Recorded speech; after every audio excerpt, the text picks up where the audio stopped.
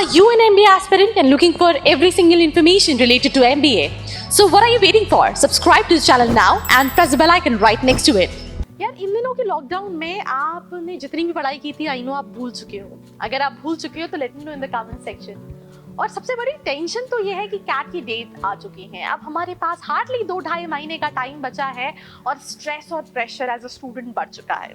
सो आपको ये दोनों ही खत्म करना पड़ेगा बिकॉज इस वीडियो में मैं आपको बताने वाली हूँ 2 months preparation tips to refresh all your information, all your studies. So my name is Ashi Khan. Welcome to my channel. In this channel you'll find every single information related to MBA. So अगर आपने channel को subscribe नहीं किया है, go right away, subscribe to my channel and hit the bell icon right next to it. सबसे पहले कि अगर हम बात करें तो लॉकडाउन में कहीं ना कहीं हर बच्चे का, हर स्टूडेंट का पढ़ाई से नाता टूट चुका है और इसमें लाइक सोने पे सुहागा जिसने किया है that is government. Because dates का कुछ क्लियर नहीं है, एग्जाम होगा नहीं होगा, बहुत सारी चीजें हैं and that is the reason you know students were like कि चलो ठीक है देखा जाएगा। बट अब कैट की डेट्स आ चुकी हैं। 29 नवंबर को कैट का एग्जाम होने वाला है। अब जब डेट्स आ गई हैं तो हमें पता है कि हमारे पास बहुत कम टाइम पड़ा है और पढ़ना बहुत सारा है। अब कैसे पढ़ाई करें तो ऑब्वियसली इसमें मैं आपको कई सारी चीज़ों के बारे में बताने वाली हूँ जो मैंने पॉइंट्स बनाए हैं कि मैंने सारे साल जो पढ़ाई की है उसको मैं कैसे सडनली रिवाइज करूँ या कैसे सारी चीज़ों को पूरा मिक्स एंड मैच करूँ। बहुत कंफ्यूजन है तो इसलिए मैं शुरू करती हूँ सबसे पहली चीज़। बट ये वीडियो शुरू करने से पहले कुछ क्वेश्चंस हैं जिनके जवाब आपके पास होने चाहिए मेरे बताने से पहले। सबसे पहला है how much time is left to prepare for CAT. दूसरा इंपॉर्टेंट क्वेश्चन है is self study is worth or you need a coaching.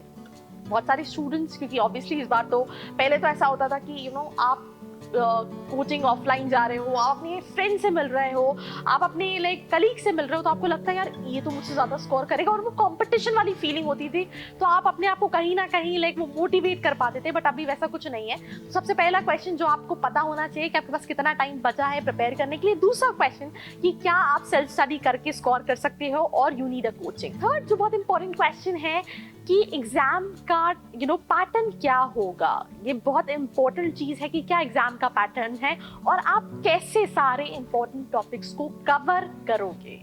ये फोर्थ जो क्वेश्चन है जिसका जवाब आपके पास होना चाहिए अगर आप कैट 2020 के लिए प्रिपेयर कर रहे हो। And fifth last but not the least कि क्या आपको कोई स्टडी मटेरियल रिक्वायर्ड है या फिर लास्ट मिनट प्रिपरेशन टिप्स के लिए प्रिपरेशन के लिए कुछ मटेरियल की रिक्वायरमेंट है। तो ये 5 क्वेश्चंस है जिसकी जवाब मेरे बताने से पहले आपके पास होना बहुत जरूरी है अगर आप कैट 2020 प्लान कर रहे हो।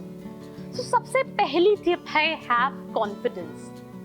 अगर आपको लगता है कि आप 2 से 3 महीने के अंदर कैट के लिए या फिर किसी दूसरे एग्जाम के लिए प्रिपेयर कर सकते हो, अगर ये टाइम आपको लगता है कि आपके लिए सफिशिएंट है, आपको लगता है कि आप कर सकते हो या नहीं कर सकते हो, अगर आपके पास इसका जवाब है और वो जवाब हाँ है तो ट्रस्ट मी आपने 50% बैटल जीत ली है बहुत आराम से।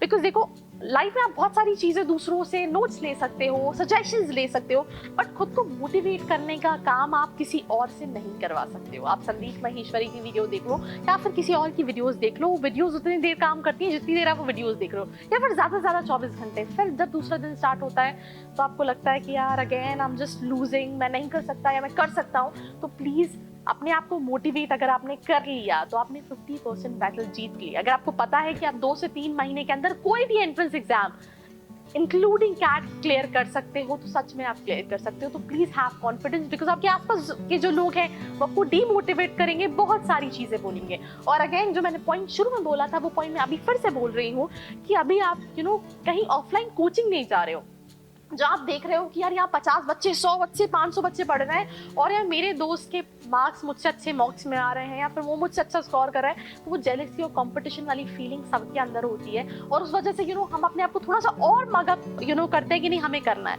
तो वो भी हमारे पास नहीं है because we are sitting at home, everything is online. हमें अपने आप को खुद ही मोटिवेट करना है, खुद ही प्रिपेयर करना है, खुद ही का कंपटीशन बनना है। तो सबसे पहली चीज प्लीज हैव कॉन्फिडेंस। जो सेकेंड इंपॉर्टेंट टिप है कि आपको ये पता होना चाहिए कि क्वेश्चन पेपर्स क्या रहे हैं, एग्जाम पैटर्न क्या है एंड सिलेबस क्या है। ये तीनों चीज़ें बहुत इंपॉर्टेंट है। अगर आप ये तीनों चीज़ों पे होल्ड बना लिया तो आपने 15% बैटल और जीत ली। कैसे जीत ली कि आपको ये पता होना चाहिए कि किस तरह के क्वेश्चंस आते हैं, राइट? किस तरह के क्वेश्चंस आते हैं, उनको सॉल्व कैसे करना है, एग्जाम पैटर्न क्या है, सिलेबस क्या है, ये सारी चीज़ें बहुत इंपॉर्टेंट है। वैसे अगर मैं आपको एक सीक्रेट बताऊं तो कैट का सिलेबस पूरा करना इज इम्पॉसिबल, बट ये इम्पॉसिबल में भी कहीं ना कहीं आपको ये आई एम पॉसिबल वाली फीलिंग दे रहा होगा।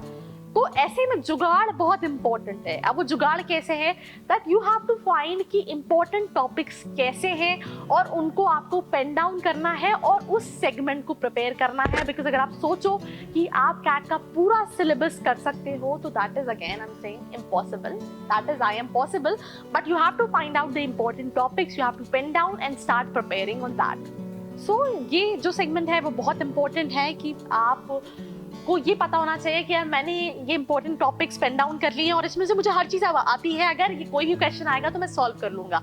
अगर आपके अंदर ये कॉन्फिडेंस है तो डेफिनेटली आप कर लोगे।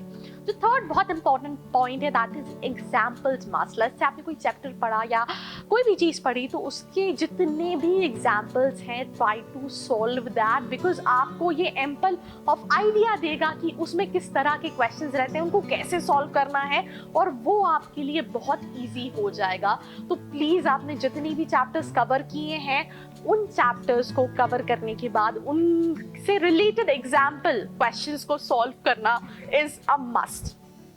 जो फोर्थ इंपॉर्टेंट टिप है जो मेरे हिसाब से अगर आपने ये कर ली तो आपकी लाइफ और आपका कैट का result is very sorted, that is मॉक्स and strategies.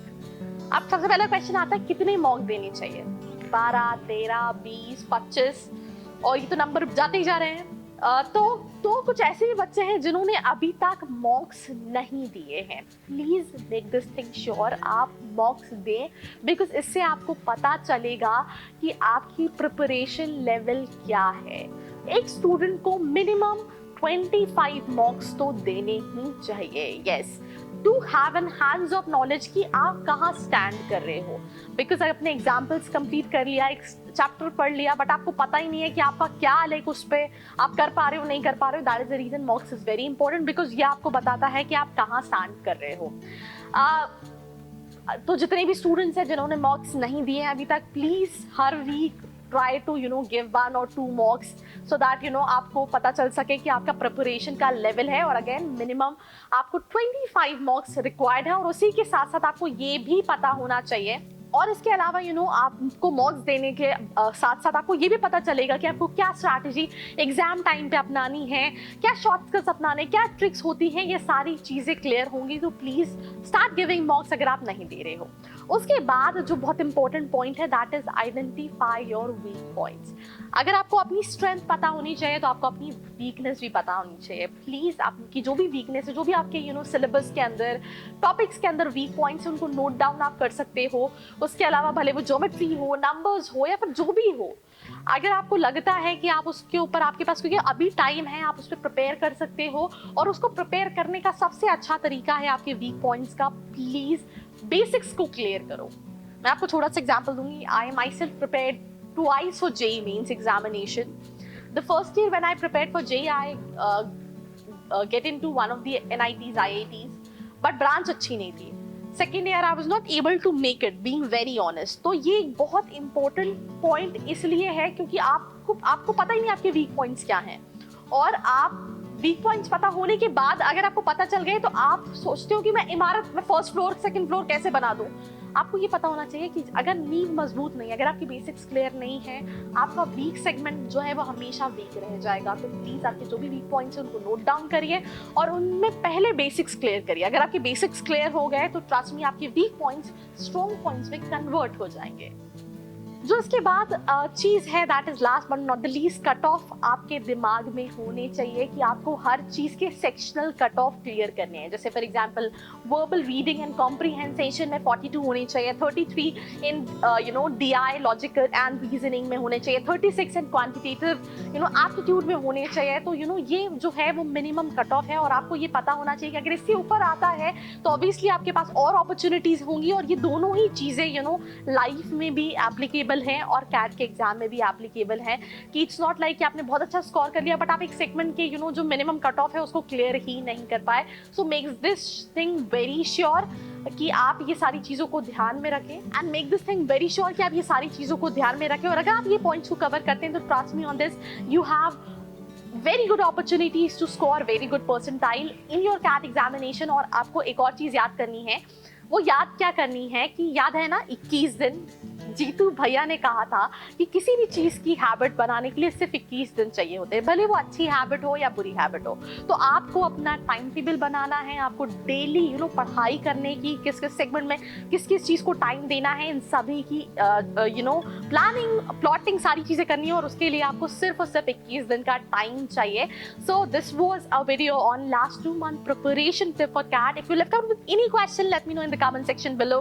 Do not forget to like, share and subscribe for being updated with the latest videos on MBA with Arshi Khan. Till then, bye-bye. I hope you liked this video. For more such videos, keep watching our channel. And do not forget to like, share and subscribe.